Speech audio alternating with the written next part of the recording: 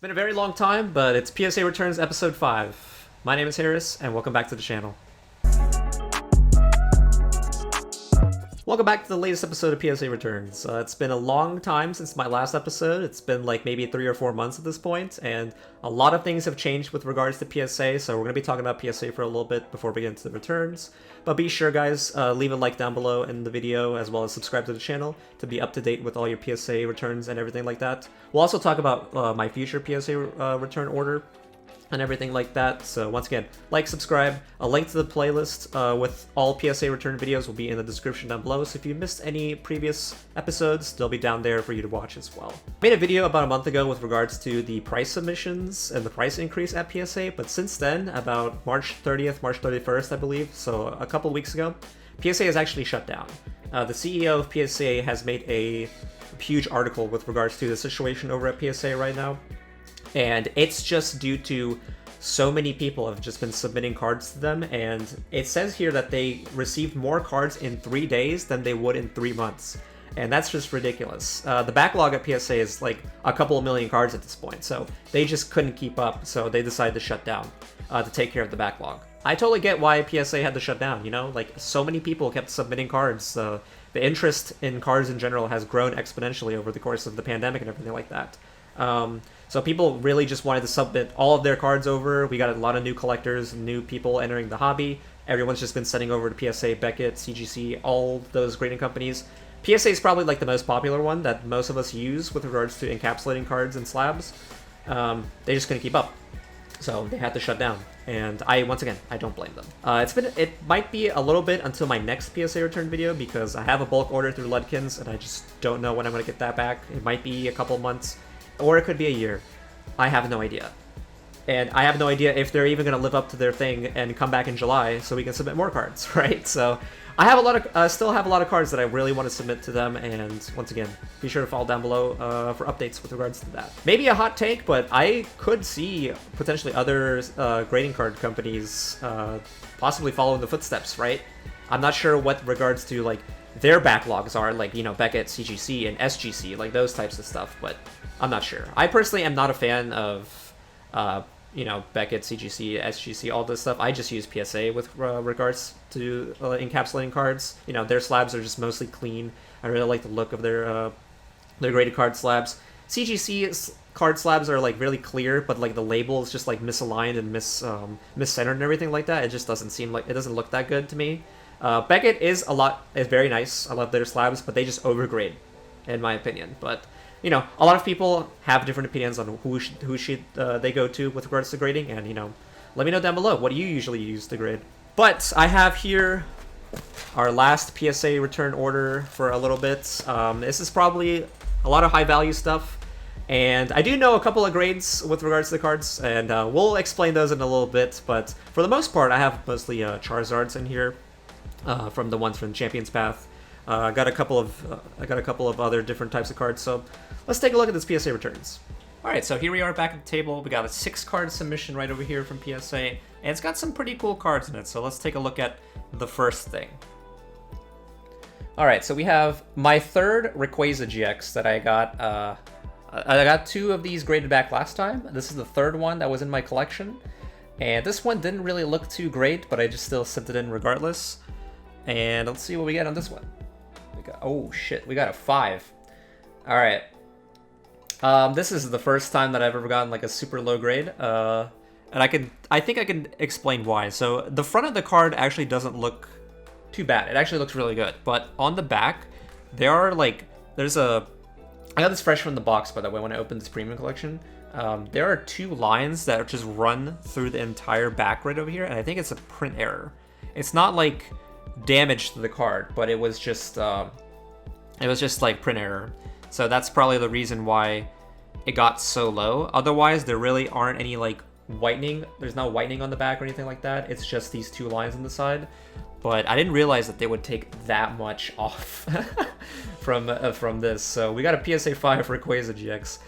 That, you know, honestly, I might keep this just because like people do like really low grades, and it's a Rayquaza GX, it's a shiny Rayquaza, so might as well just encapsulate and just keep it in my collection forever, so we'll see about that.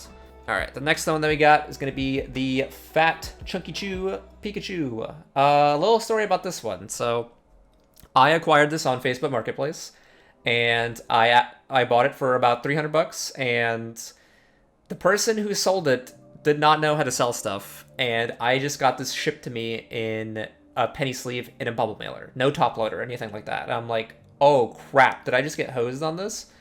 And the grade that we got on it is a PSA 6. When I got this, there was something that I didn't notice on this card, and there's a little bit of like, I would say like maybe let's call it a card booger or something like that. I'm not really sure, but it's like a little dot, like right here. I'm sure the camera's gonna pick it up. See that? See this little dot right there? Also on the back, there's a couple like specks of dirt on the back. Like there's like one down here, I think, but I thought that this card looked fine, honestly. I just still sent it in regardless because this is a hyper chunky chew, but we got a 6.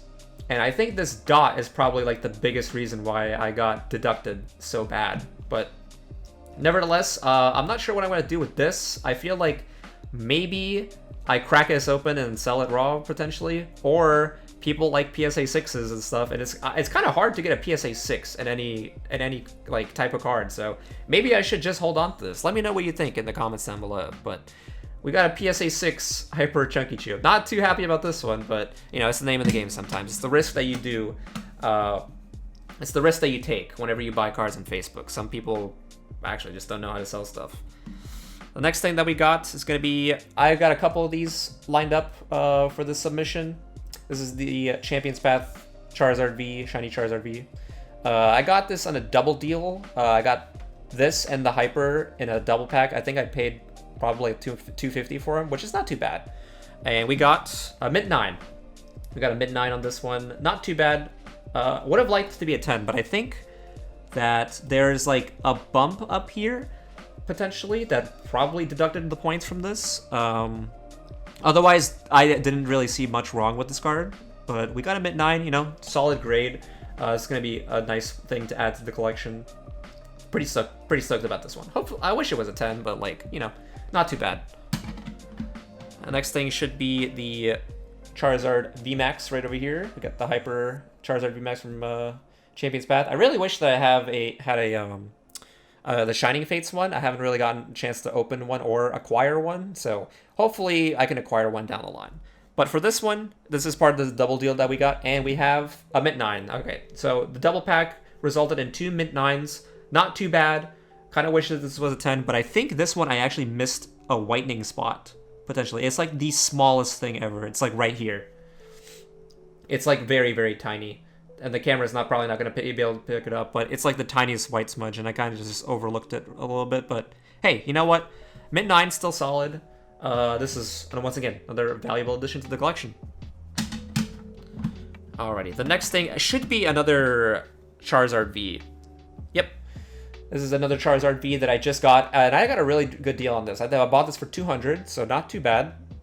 And this one we got a Gem Mint 10. Awesome. That's the second Gem Mint 10 I have for the Shiny Charizard V from Champion's Path. So I got 2 Gem Mint 10s, 1 Mint 9 from this. So I'm really, really stoked about this one. This one's really, really nice. This card is just beautiful on its own. I really need to get like the one from Darkness Ablaze. There's the regular VMAX as well as the Shining Fates one. That's the next step I need for like the modern Charizard collection at this point. So very stoked about this. Very, very happy.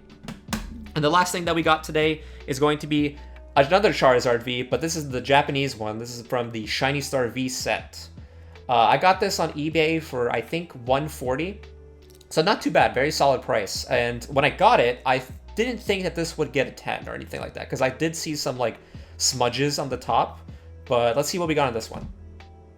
Okay, I'm surprised at this. I actually did not think that I would get a Gem Mint 10 for this Shiny Star V Charizard. But I literally thought I saw smudges like all over the top of this card, and I thought it was like it's gonna be resulting in like some deductions. Maybe it's potentially like some extra cardboard or something like that. I'm not sure if they overlook extra cardboard on cards, but you know, Japanese cards are always just much better than English cards because of the condition that Japanese cards have. Like they're made of like different material, and the cards are just really, really nice. Compared to the English ones. The English ones are very, very prone to nicks and everything like that. So if you can, like, Japanese cards are a little bit cheaper. I would definitely try to get some Charizard Vs from the Shiny Star V set and see if you can get 10s on these. Honestly, I'm very happy about this. Very, this submission was pretty solid overall. I'm not like too discouraged that much, but obviously just kind of discouraged about this Pikachu. But hey, it's the name of the game. This is the last PSA Returns video for a little bit.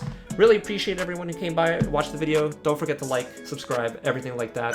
And I will see you all whenever I get my next PSA submission. So take care and have a good day.